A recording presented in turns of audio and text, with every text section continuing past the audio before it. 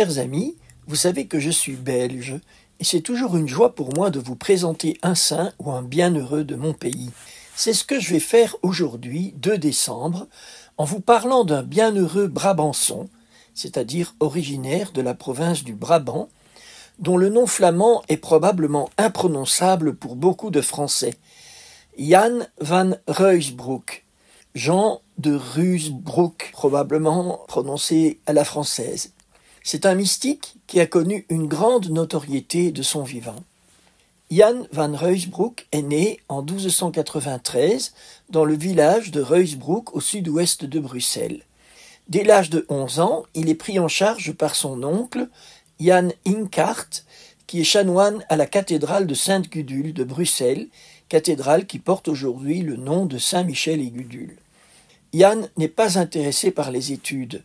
Denis le Chartreux dit de lui que c'est un homme ignorant, qui ne sait même pas le latin. À partir de 1317, Jan est lui aussi vicaire à la cathédrale. C'est un homme humble, dévot et intègre, qui s'adonne à la contemplation. Comme vicaire, il ne peut même pas prêcher.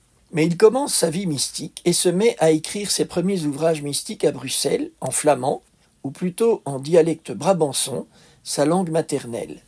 À l'époque, c'est chose rarissime de ne pas écrire en latin. Après 25 ans de loyaux services à Bruxelles, Jan van Ruysbroek, âgé de 50 ans, décide de s'isoler dans la solitude de la forêt de Soignes qui entoure Bruxelles. Il veut fuir l'agitation de la ville pour vivre dans une plus grande proximité avec Dieu. 2 prêtres l'accompagnent. En 1343, le petit groupe s'installe dans un ermitage à Groenendaal, ce qui signifie littéralement vallée verte, le long d'un grand étang. Ces ermites, regroupés autour de Jan van Ruysbroek, vivent sans règles. Ils veulent simplement prier et se donner à Dieu sans partage. Finalement, probablement sous la pression de l'Église, ils adhèrent à la règle de saint Augustin. Jan va prier dans la forêt. Parfois, il perd la notion du temps. Un jour, ses compagnons se sont mis à sa recherche parce que cela fait un long moment qu'il avait disparu.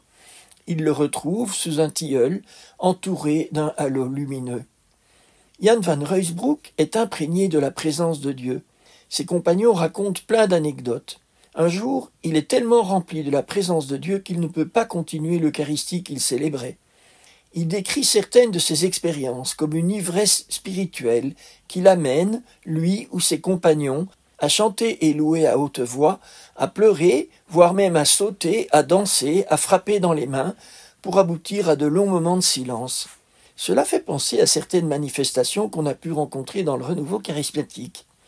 Mais ne croyez pas pour autant que Jan van Ruysbroek soit un déséquilibré. Tous ses contemporains louent au contraire son équilibre et sa sobriété. Lui-même considère tous ces phénomènes extérieurs comme secondaires. Il fustige d'ailleurs dans ses écrits les faux mystiques. Il dit d'eux qu'ils sont si convaincus de leur unité avec Dieu qu'ils en deviennent entêtés et tout à fait incorrigibles. Jan cherche l'humilité. Il fuit la vanité. Il se soumet à l'Église. Il ne considère pas que le fait d'avoir des expériences mystiques le place au-dessus des chrétiens normaux. Jan van Ruysbroek a écrit 11 traités qui sont l'expression de son expérience personnelle. On a aussi conservé de lui 7 lettres. Ces 2 œuvres majeures sont intitulées « Le royaume des amants de Dieu » et « L'ornement des noces spirituelles », dont le thème central est l'amour. Ruysbroek y décrit les 3 étapes, selon lui, de l'union à Dieu, qu'il appelle la vie travaillante, où l'accent est mis sur les efforts moraux, la vie intérieure, pieuse, qui fait descendre le croyant dans son cœur, la vie contemplative, qui consiste à voir Dieu face à face. Il décrit aussi ces étapes d'une autre manière. Il y a d'abord les serviteurs fidèles, qui veulent obéir au Seigneur de leur mieux, puis les amis secrets, qui n'agissent pas seulement par devoir, mais y mettent tout leur cœur, et enfin, les fils cachés, totalement abandonnés à l'amour de Dieu. Jan van Ruysbroek met en évidence la joie et même la jouissance que procure l'union à Dieu. Si tu savais les jouissances que Dieu donne, écrit-il, le goût délicieux du Saint-Esprit. En même temps, sa spiritualité n'évacue pas la dimension horizontale de la vie chrétienne. C'est Georges Bernanos qui cite cet extrait de Ruysbroeck dans son journal d'un curé de campagne.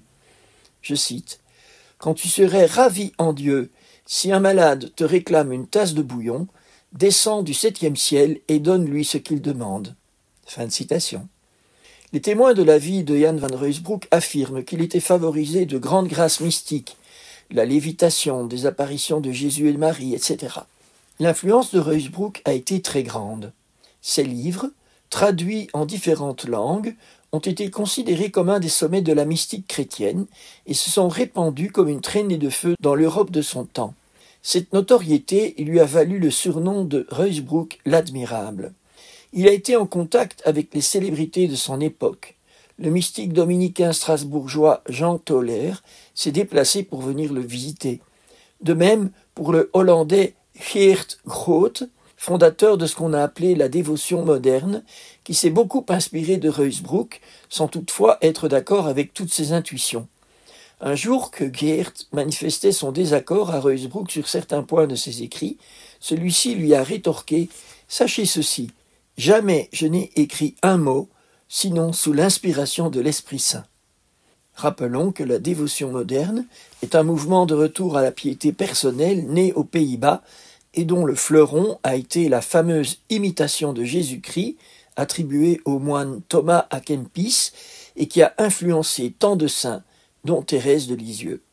Arrivé à 88 ans, ce qui est rarissime à son époque, Jan van Ruysbroeck l'Admirable est mort presque aveugle le 2 décembre 1381.